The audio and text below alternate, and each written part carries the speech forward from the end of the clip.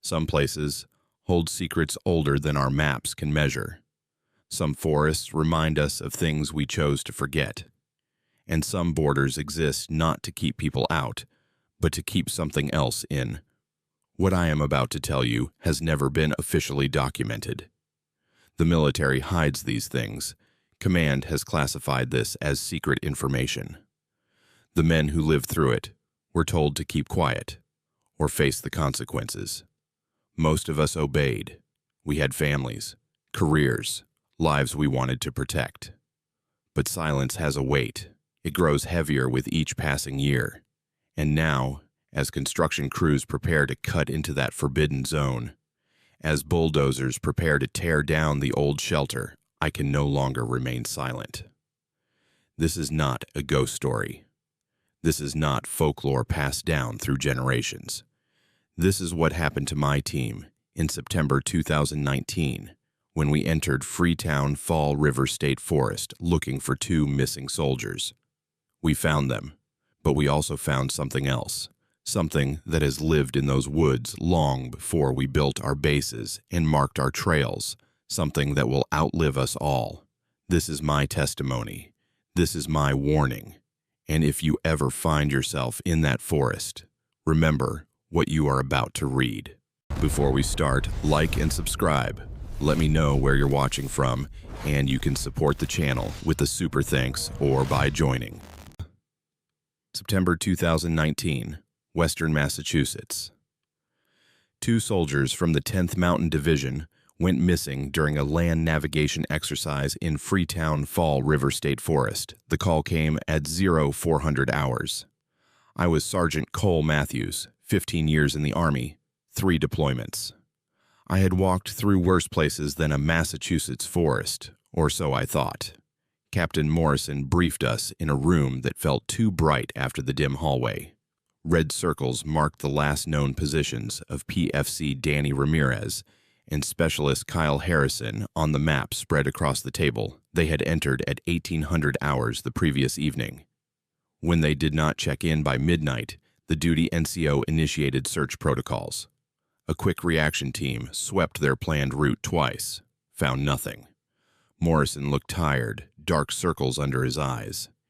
He pointed to a yellow highlighted section. Restricted zone. Historical significance, Wampanoag tribal site. The missing soldiers were supposed to avoid it entirely. Corporal Jensen, skeptical by nature and older than most corporals at mid-30s, spoke up. "Sir, if it is restricted, why were they anywhere near it?" "Their GPS tracks show deviation around 1930 hours, last ping at the edge of the restricted zone." Morrison rubbed his eyes. "The tribal liaison office was not happy when we contacted them. Said that area should have been marked more clearly. Said people get turned around in there. Said the forest has a way of confusing people." Something about those words made me uneasy. The way he said confusing people carried weight beyond simple navigation errors. Morrison continued. "Matthews, take a 6-man team. Jensen goes with you. Bring Specialist Torres for comms. Pick 3 more. Full kit but no live ammunition. Training area rules. Be in that forest by 0600. Find them by nightfall." He handed me a paper from the tribal office. A map showing cultural sites marked as simple circles. No labels. No descriptions. They asked us to avoid disturbing anything. Treat it like foreign soil. By 0545, we stood at the trailhead. 6 of us in full gear, plate carriers, helmets, packs loaded with water and medical supplies. No weapons except knives. Training area rules that suddenly felt inadequate. Jensen carried the PRC 152 radio. Torres had the GPS. The forest looked quiet in pre-dawn light. Morning mist clung low to ground. A wooden sign warned visitors to stay on marked paths. Below it, someone had spray-painted 3 lines, crossing at angles. Too precise, too deliberate. The symbol looked old, faded by weather, but still visible. "What is that?" Miller asked. Jensen studied it. "Looks like some kind of warning marker." But I did not think kids made marks like that. Too purposeful. I took a photo and made a mental note to ask Morrison about it later. We moved into the forest in standard patrol formation. 2 men up front, Torres and myself in middle, Jensen and Miller covering rear. The trail was clear at first, well maintained. As we pushed deeper, the path narrowed. Tree roots broke through packed dirt. Fallen branches forced us to duck. We reached the first checkpoint at 0630. I checked yes. We were close to the restricted zone edge. According to last known coordinates, Ramirez and Harrison should have passed through here. Torres, try raising them. He keyed the handset static. He tried again, same result. I studied 2 trail options. Left stayed outside restricted area. Right curved east into the yellow zone. Their GPS track went east. We go east, stay tight. Watch your intervals. The forest changed immediately. Trees grew closer together. Underbrush thickened. Where the main trail had been worn smooth, this path looked barely used. The temperature dropped noticeably. Miller spoke from behind. "Sarge, my Jeep's is acting weird. Heading keeps drifting." I checked mine. He was right. Digital compass spun slowly, never settling. I pulled out my backup mechanical compass. It pointed steady east. "Use backup compass. GPS has signal issues under the canopy." At 0700, Torres tried the radio again. Morrison's voice came through broken and distant, then cut to nothing. "Signal is terrible. I can barely hear them." We moved deeper. I started noticing wrong details. Bark stripped at chest height on one side only. At 0730, we found torn camouflage fabric caught on a branch, standard Army uniform. I bagged it. They came through here, but no footprints, no bent branches beyond the one holding cloth. The path showed no signs of recent travel. We were close to a marked cultural site. The path opened into a small clearing, roughly circular, maybe 30 feet across. At center stood a formation of stones arranged in a ring around a flat center stone, ancient, weathered, covered in lichen, but clearly intentional. Torres moved closer. His boot crossed into the clearing. The moment he stepped over the threshold, the air felt heavier. Miller grabbed his shoulder. "Wait! Do you hear that?" We listened. Faint, distant. A sound. High-pitched, almost like laughter. But wrong. The pitch wavered in a pattern that made my skin crawl. "Where is that coming from?" Jensen asked, hand moving to his empty holster. The sound moved. Behind us. Left. Ahead. Circling. But I saw nothing. Torres stepped back quickly. The moment he crossed the threshold again, the sound stopped. Complete silence. No birds, no insects. No wind. "We should go around," Miller said quietly. But Ramirez and Harrison had come this way. We needed to follow. Stay together. Watch each other's backs. I stepped in first. Temperature dropped further. My breath misted despite it being September. The others followed. We crossed slowly. Almost to center, the laughter started again, louder, closer, multiple directions. Then I saw it. A shape between 2 oaks on the far side. Small, maybe 3 feet tall, gray-skinned. Vaguely humanoid, but wrong arms too long, head too large. It stood perfectly still, watching us. I blinked. It was gone. "Did anyone else?" "I saw it," Jensen said, voice tight. Torres pointed right. "There. Another one." Miller spun. "They are all around us." Shapes flickered at edge of vision. Never solid, never still long enough to confirm, but present. Multiple contacts surrounding us. The laughter grew louder, high and sharp. "Move," I said. "Fast. Stay in formation." We crossed at double time. The shapes moved with us, keeping pace. As we reached the far edge and stepped onto the path, the laughter stopped. I turned back. The clearing looked empty. The stone formation sat undisturbed. But I knew what we had all seen. Torres checked his radio. His hands shook. Still no signal. Jensen looked pale. "What were those things?" Miller whispered. "The tribal office said people get turned around." My GPS showed us in the middle of a pond. Obviously, wrong compass spun uselessly. Equipment compromised. We navigate by dead reckoning. I checked my watch. 0745. They came through 12 hours ago, could be anywhere in a 5-mile radius. Or they got taken, Miller said quietly. The thought had occurred to me. I just did not want to say it out loud. We moved deeper. The path disappeared. We pushed through underbrush. Every few minutes, the laughter. Behind, ahead, always moving.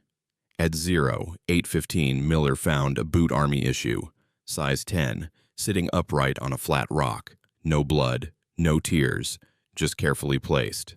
The laces had been untied and retied in a strange pattern, not standard military lacing. Someone changed the lacing after the boot was removed.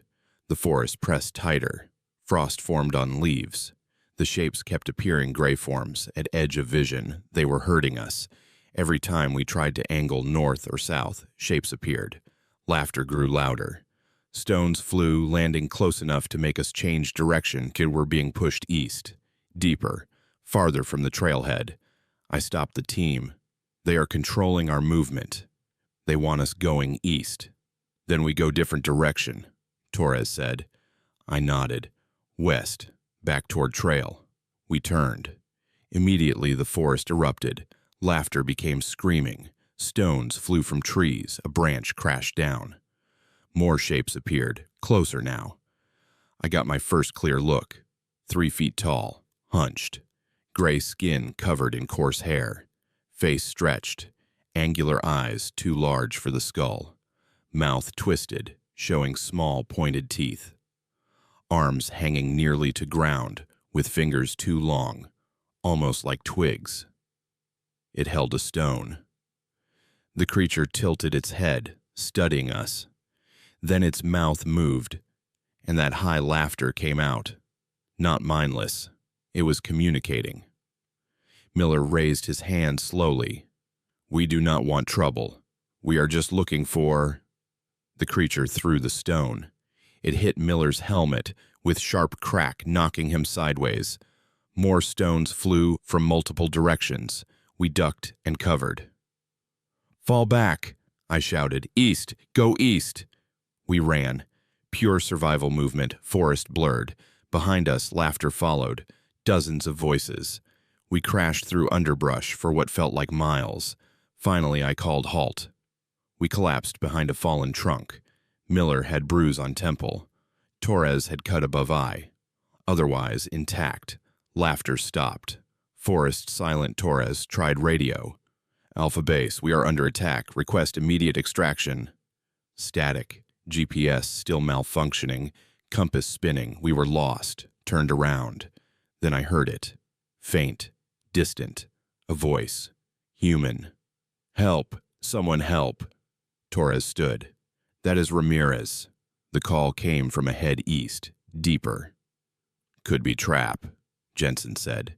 He was right. But if Ramirez was alive, we had to respond. We advanced toward voice. It called every 30 seconds. Help! Someone help! Forest thinned slightly. We emerged into another clearing, larger, maybe 60 feet across. At center, tied to a tree with torn cloth strips, was Private First Class Danny Ramirez. We approached carefully. My hand moved to empty holster. Jensen scanned tree line. Everything felt wrong. Too convenient, like bait. But we could not leave him. Torres moved first, crossed at low run, and reached Ramirez. He is alive, pulse weak but steady. Jensen and I helped Torres. The bindings were tight, strips torn from his own uniform, twisted with precision. Ramirez, I said quietly. Can you hear me? His eyes opened, unfocused, then locked on my face with fear. No, he whispered. You have to run. They are watching, always watching. You should not have come. Torres worked on knots. I gripped his shoulder. Where is Harrison? His face crumpled, tears mixed with dried blood. They took him. Deeper. He screamed for hours, then stopped. My stomach tightened. When? Last night. Maybe time feels wrong here. First knot came loose. What happened? His words came fast, broken. We were running nav course. Everything fine until restricted zone GPS went crazy, leading us in circles. We tried backtracking, but trail kept changing. Landmarks moved. Trees we passed 5 minutes before were gone. Trees do not move. I know, but they did. Or we did. We kept walking west, but ended up going east. Deeper. Second knot freed. Then we heard them, laughing. Like children, but wrong. Harrison wanted to run. I said hold position and call for help. But radio was dead. Both radios, just static. Third knot resisted.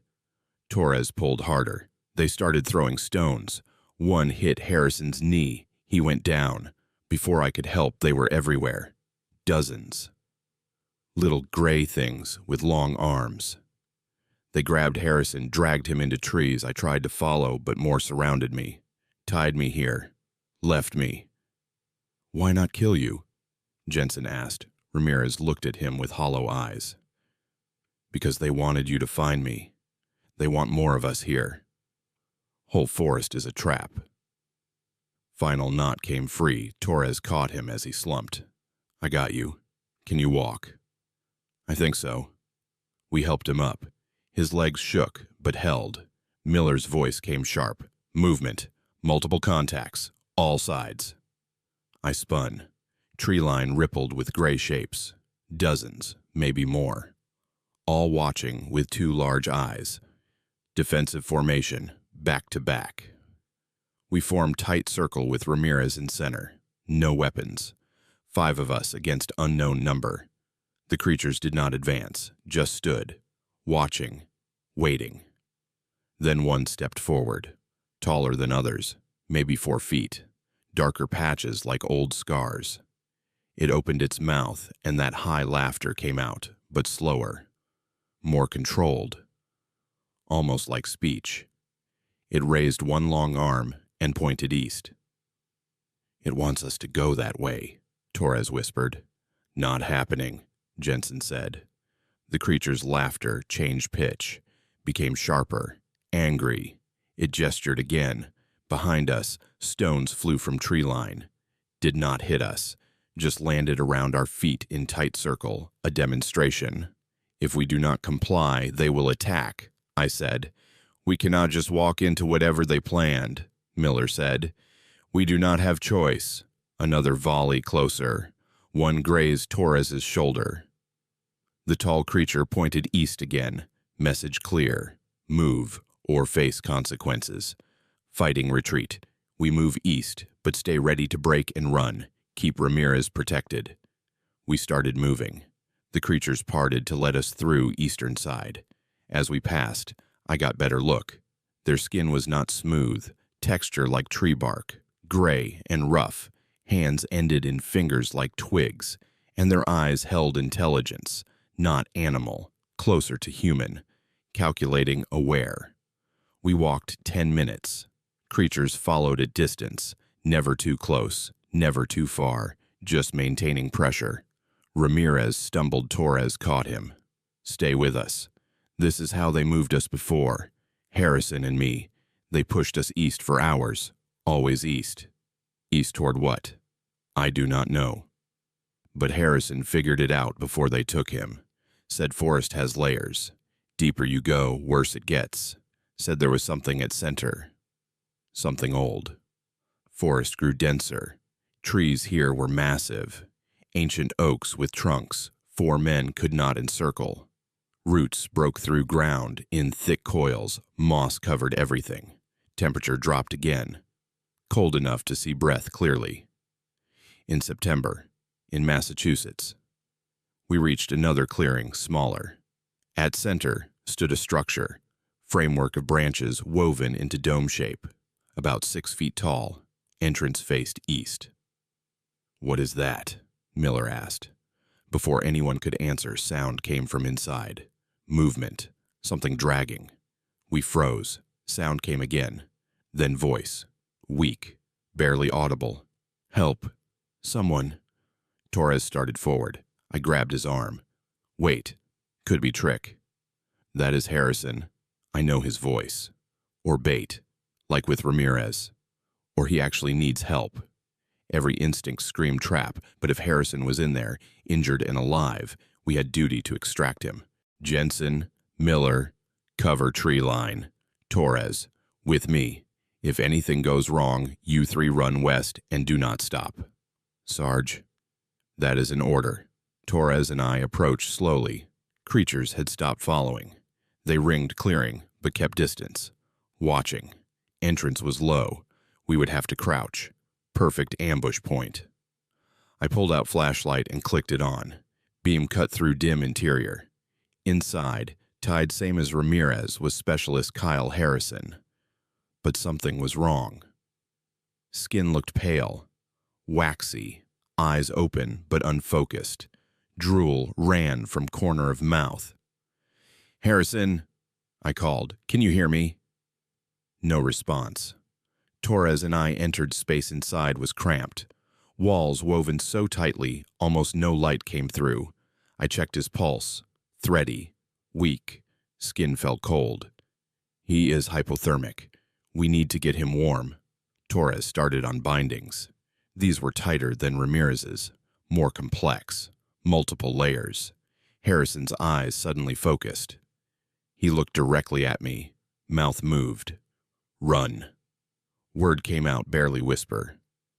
"We are getting you out," I said. "No, run. It is here." "What is here?" Eyes rolled back. Body went limp. "Torres, faster." "I am trying. These knots." Sound outside. Not laughter. Something deeper. Rhythmic thumping. Like drums or footsteps. Heavy footsteps. I looked through entrance. Creatures had backed away from clearing. All of them. Stood at tree line, heads bowed, like showing deference. Thumping grew louder. Then I saw it.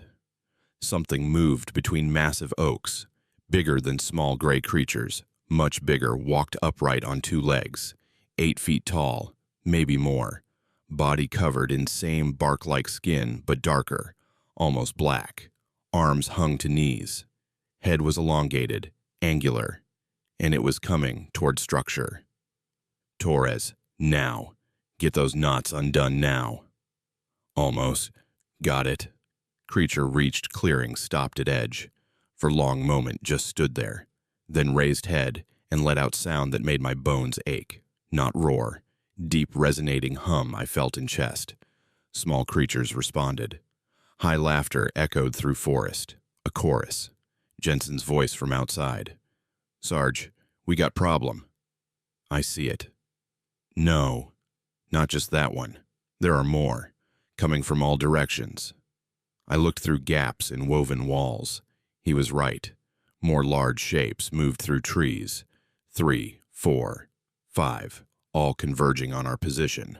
Final knot came free. Harrison slumped into Torres's arms. "We got him. Let us move." We dragged Harrison toward entrance. First large creature took step into clearing, then another, moving with deliberate slowness. We emerged. Jensen and Miller had Ramirez between them. All exposed in center with nowhere to run. Large creatures formed ring around us. 5 of them, evenly spaced. Behind them, smaller ones watched from trees. "Weapons?" Jensen asked desperately. "We have nothing." Creatures began to move, not toward us, around us, circling. Thumping of footsteps fell into rhythm. Smaller creatures' laughter joined in, creating sound that vibrated through ground. Torres tried radio one last time. "Alpha Base, this is Search Team Alpha. We are surrounded. Hostiles closing in. If anyone can hear, we are approximately 2 miles east of trail, head in restricted zone. Send help, send." Radio sparked. Smoke poured from handset. Torres dropped it with curse. Creatures stopped circling. All at once. Sound cut off completely. Silence. Then largest one stepped forward. Raised both arms. In hands it held thick branches. Slammed them together. Crack echoed like gunshot. Other large creatures did. Same. Crack, crack, crack. A signal. Small creatures erupted from tree line. Not attacking, running past us. Toward eastern edge, dozens of them. A gray flood. Large creatures stepped aside to let them pass, then followed, all 5, moving east with same purposeful gait in seconds. Clearing was empty except our team. Jensen looked around, confused. What just happened? I do not know, but I had feeling. They were not done with us, leading us somewhere. The creatures, the clearings, the structures, all designed to push us one direction. East, always east. Ramirez pulled against Torres's grip. We cannot go that way. Whatever is at center, Harrison saw it before they brought him back. It broke something in him. Look at his eyes. I looked. Harrison stared at nothing. Pupils dilated, breathing shallow, conscious but not aware. Like his mind retreated somewhere we could not reach. We have no choice, I said. They will not let us go west. Only option is forward. Forward to what? Whatever they want us to see. It was weak argument, I knew it. But staying here guaranteed nothing except exposure and cold. At least moving gave us chance. We started east. Carrying Harrison between us, Ramirez walked on own, though he kept looking over shoulder. Forest changed again. Trees here were twisted. Branches formed shapes that looked intentional, faces in bark, hands reaching from trunks. We found more structures, dozens, all same woven design, all facing east, empty but clearly used recently. Ground showed prints, large and small, all heading deeper. This is settlement, Torres said. They live here. How is that possible?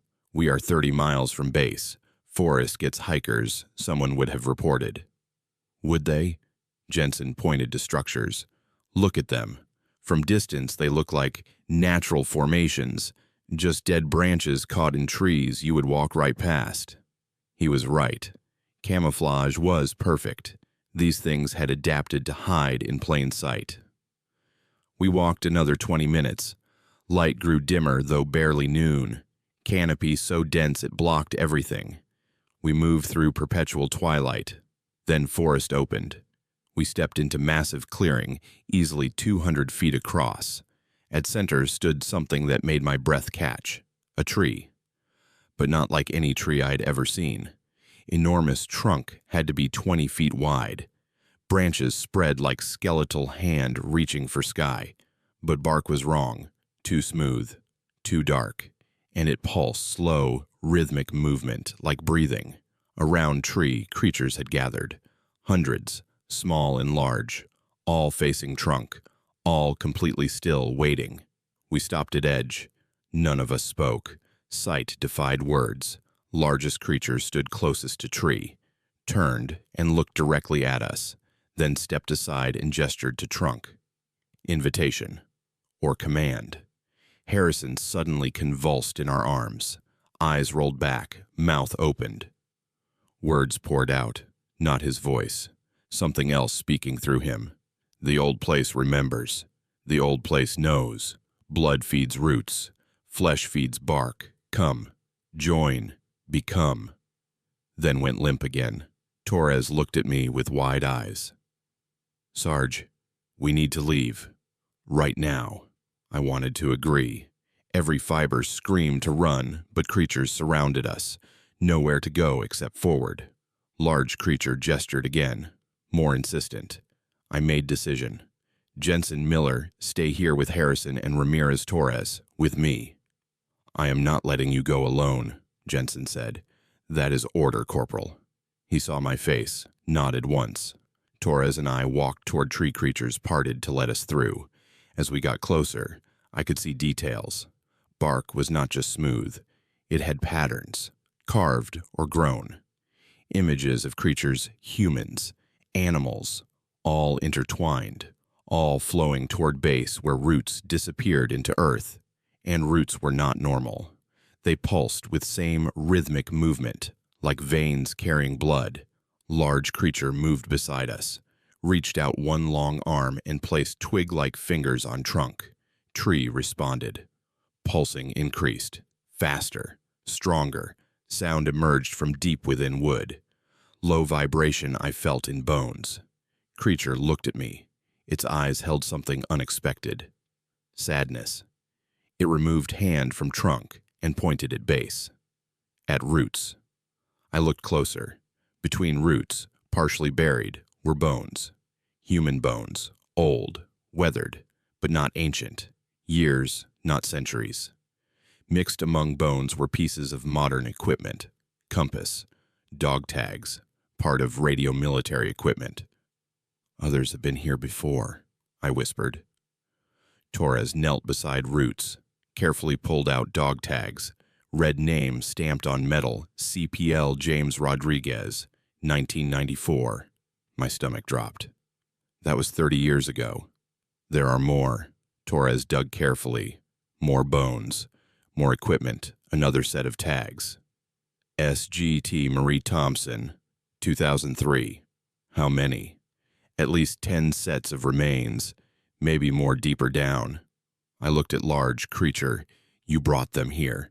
All of them. It did not respond, just stood with same sad expression. Why? What is this place?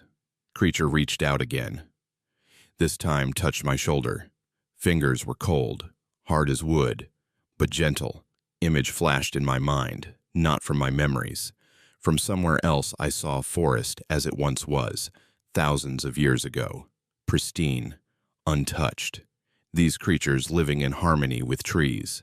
Then humans arrived, First Nations people who respected forest, coexisted with creatures. Then others came. Settlers, cutting trees, building roads, driving creatures deeper into shrinking wilderness. Tree grew from necessity, last refuge, powered by forest itself, protected by those who remained. But tree demanded sacrifice, to stay strong. Maintain barrier between old world and new. Creatures had no choice. They took those who wandered too deep, fed them to tree, kept sanctuary alive. Image faded. I stumbled back. Torres caught me. What happened? I saw. It showed me. Creature stepped away, raised both arms toward tree. All other creatures did same. Tree's pulsing intensified. Branches began to move, slowly at first, then faster. They reached down towards us like fingers. Run, I said. What? Run. Torres and I sprinted back toward others. Behind us, tree erupted. Branches shot out like spears. Ground shook. Creatures began chanting. Deep rhythmic sound mixed with high laughter. We reached Jensen and others. Move! Back to clearing entrance. We ran carrying Harrison, supporting Ramirez. Forest came alive around us. Branches grabbed at uniforms. Roots rose to trip us. Creatures pursued from all sides. But they were not trying to catch us, hurting us again, pushing toward specific point. We broke through tree line into section of forest I did not recognize. Ground sloped downward steeply. We half ran, half fell down incline. Behind us, sounds faded. Creatures stopped at top of slope, watching, not following. We kept moving until could not hear them anymore, until forest looked normal. Regular trees, normal temperature, bird song. Torres checked GPS. It was working. I got signal. We are half-mile from Western Trailhead. That is impossible. We were miles east. I am telling you what GPS says. We made our way toward marked position. 15 minutes later, emerged onto paved trail parking lot, sat 50 yards ahead. My truck was there, right where I left it that morning. We had somehow looped back to start. Jensen radioed command. His radio worked perfectly. Alpha Base, this is Search Team Alpha. We have recovered both missing personnel, returning to base. Morrison's voice came through clear. Copy that. Good work. Return immediately for debrief. We loaded Harrison and Ramirez into truck. Neither spoke. Harrison stared at nothing. Ramirez kept eyes closed, whispered same phrase repeated. The old place remembers. The old place remembers. The drive back to Fort Devens took 30 minutes. None of us spoke. Harrison stared out window with empty eyes. Ramirez whispered his phrase. Torres gripped door handle. Jensen checked rear view mirror as if expecting something to follow. We arrived at base just after 1400 hours. Medical took Harrison and Ramirez directly to hospital. Rest of us were escorted to command building for debrief. Captain Morrison waited in same briefing room. He looked older, dark circles under eyes, uniform rumpled. "Sit down," he said quietly. He placed digital recorder on table and pressed record. "This is Captain Morrison conducting post-mission debrief. Tell me everything." I did. Every detail. Stone formations, creatures, clearings, massive tree, bones, and equipment. All of it. Morrison listened without interrupting. Expression never changed. When I finished, he was quiet for a long moment. "Anything to add?" he asked others. Jensen leaned forward. "Sir, we know how this sounds, but every word is true. We all saw same things. Those creatures are real. That tree is real. And there are remains of at least 10 soldiers in that forest." Morrison stopped recording, stood and walked to window for full minute, just stared out. "How much do you know about Freetown Fall River State Forest?" he finally asked. "Just what you told us this morning, sir. It has been restricted since 1952. Do you know why? Because soldiers kept disappearing. 1 or 2 every few years. Always during training, always in that eastern section. Army conducted multiple investigations, found nothing." He pulled folder from desk. Thick, old, edges worn from handling. "In 1994, a 4-man patrol went in. Only one came back, Corporal Rodriguez. Found wandering highway 3 miles from trailhead. Severe hypothermia. Psychological trauma. Spent 6 months in psychiatric care. When he finally spoke, he told stories about gray creatures and massive tree. Army classified his testimony as delusional and discharged him with full benefits." Morrison opened folder. Inside were reports, dozens, dating back to the 1950s. In 2003, Sergeant Thompson led search team into same area. Team was found 2 days later, all alive, all showing severe psychological distress. They reported similar encounters. Gray creatures, stone formations, central tree. Again, Army classified it as shared delusion brought on by environmental factors. He closed folder and looked at us. Every investigation reached same conclusion. Training in that area causes psychological breaks due to dense forest, poor visibility, equipment malfunction. Official recommendation was to avoid area entirely, which we did, until budget cuts forced us to reconsider using state land. "You knew," Jensen said, voice tight. "You knew what was in there and sent us anyway." I suspected. There is difference. Reports from past incidents were buried deep. I only found them after Ramirez and Harrison went missing. I needed confirmation, real evidence, something that could not be dismissed. "We gave you that evidence," I said. "Bones, equipment, physical proof."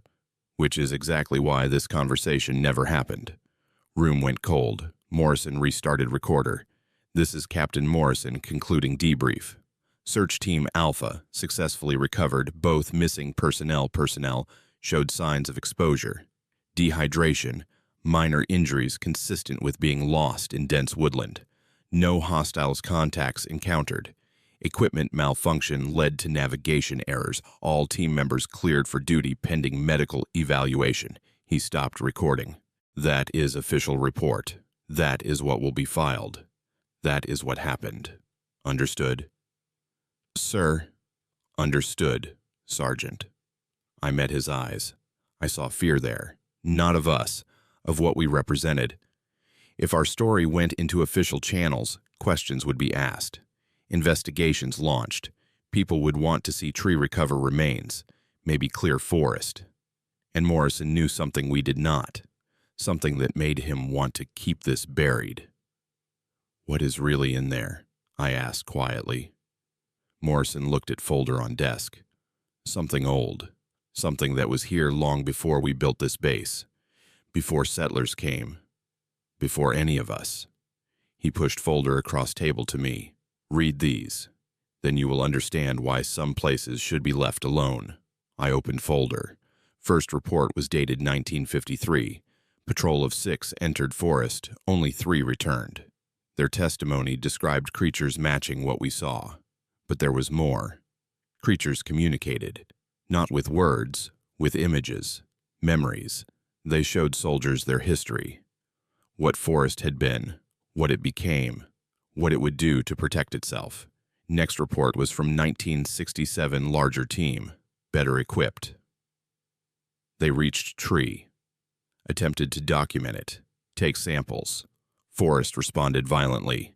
Half team died from exposure. Survivors reported tree defended itself, branches moving like weapons, roots shifting to trap anyone who got too close. More reports followed. 1978, 1985, 1994, 2003. Each described similar encounters. Each ended with survivors showing severe trauma, and each included recommendation from Army psychiatrists: do not engage, do not investigate, do not disturb. Tree is not just tree, Morrison said. It is focal point. Connection between something very old and modern world creatures protect it because without it, they have nowhere to go. Forest shrinks every year. Roads cut through territory. Cities expand. That tree is their last sanctuary. And the soldiers it killed?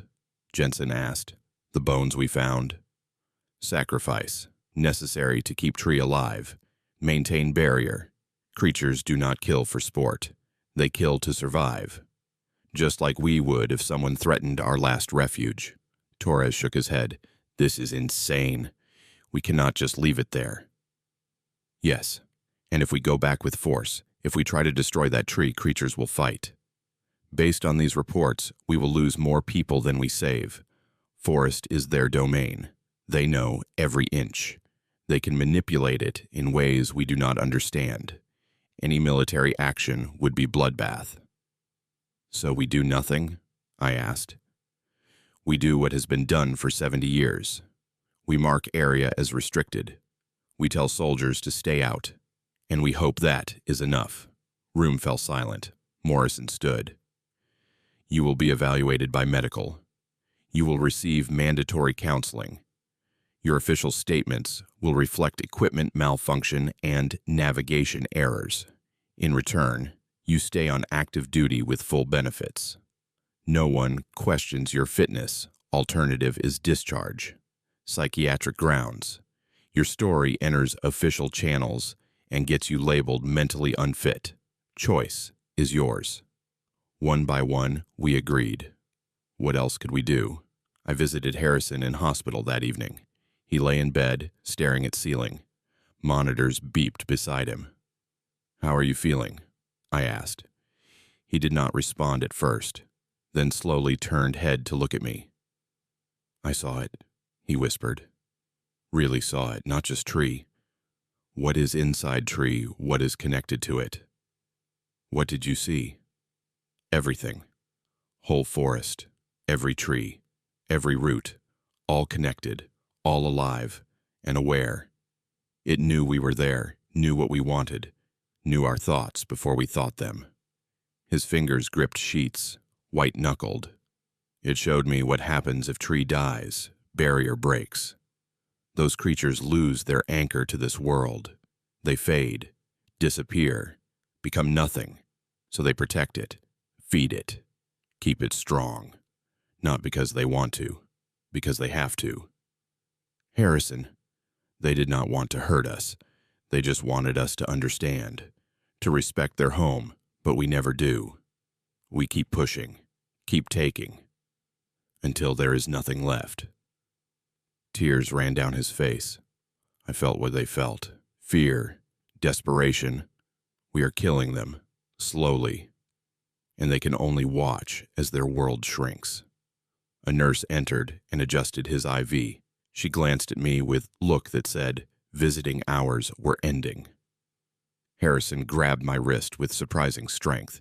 Do not go back there. Promise me. I promise. He released my arm and closed his eyes. Ramirez recovered faster, discharged 2 days later, but different, quieter. He requested transfer to desk position at Pentagon. Morrison approved it immediately. I saw him once before he left. You think we did right thing, keeping quiet? I think we did only thing we could do.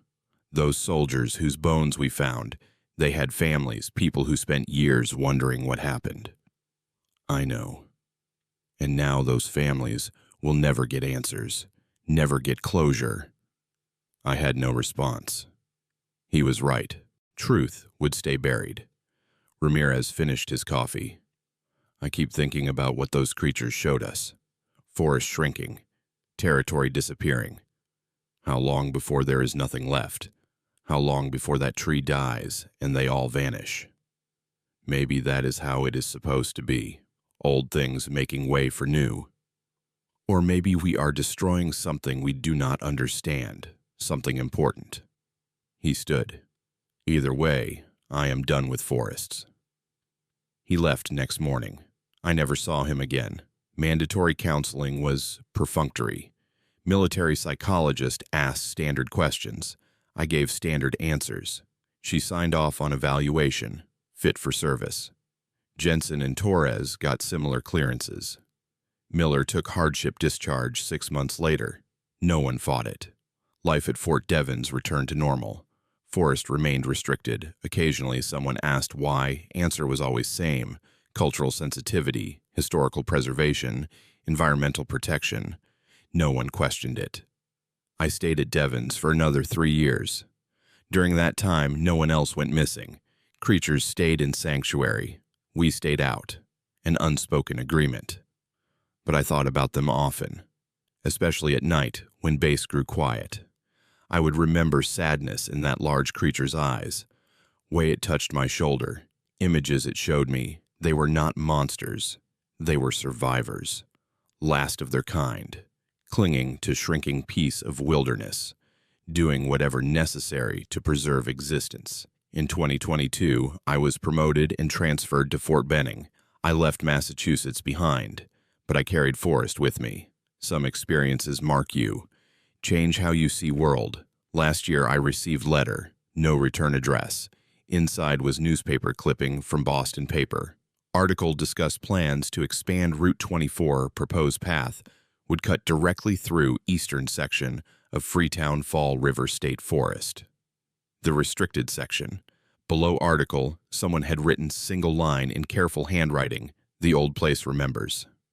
I tried calling Morrison. He had retired. His wife answered, told me he passed away 6 months ago. Heart attack. I pulled out folder he gave me, read through reports again. 70 years of encounters. 70 years of keeping secret. And now, that secret was at risk. I called Jensen. He was working as contractor in Virginia. "They're going to bulldoze right through it," I said. "Maybe it is time," he replied. "Maybe those things have held on long enough." You saw what they were protecting. You felt what I felt. I did, and I also remember bone soldiers who died there. My sympathy only goes so far. He was not wrong, but neither was I. We talked for another hour, came to no conclusions. Before we hung up, Jensen said something that stayed with me. "Whatever happens, we tried. We kept people away for more than a decade. Maybe that is all we could do. Maybe that is enough." Maybe it was. Highway expansion is scheduled to begin next month.